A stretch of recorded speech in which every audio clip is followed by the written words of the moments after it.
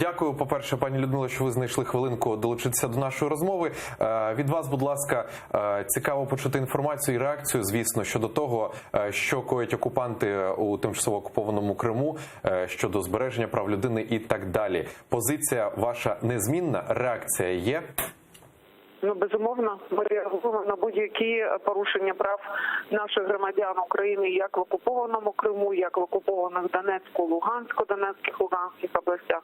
І, безумовно, всіх наших в'язнів, які знаходяться в містах несвободи в Російській Федерації. В тому числі, що ви зараз обговорюєте тему щодо пана Гафарова, який знаходиться в Ростові-на-Дону.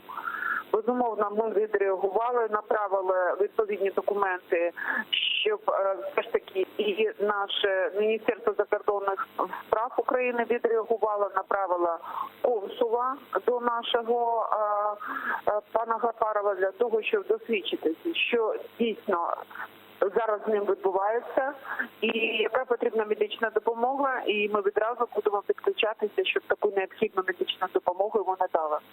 Пані Людмило, маємо ще таку інформацію, що окупанти приховують місце знаходження бранців.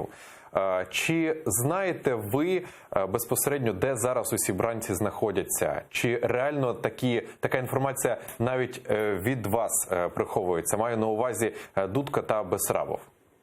Я зрозуміла, про що ви йдете мова. Ви знаєте, через досвід, який ми маємо в спілкуванні, в переписці і в особистих стосунках з представниками російської сторони, щодо в тому числі і уповноваженої з прав людини в Російській Федерації офісу, і в тому числі Федеральної служби виконання покарання Російської Федерації, ця інформація нам буде надана тільки після того, як вони вже будуть перебувати в місті, куди їх етапують.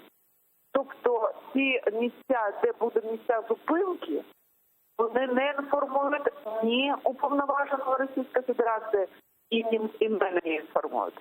Тому як тільки буде відомо, що вони прибули на місце, ну, наприклад, якщо їх етапують до Москви, щоб вони прийняли участь в розгляді їх апеляційних скарг, то ми таку інформацію отримаємо. Але ми безпосередньо на зв'язку з Російською Федерацією, з представниками ті, які опікуються саме цими питаннями.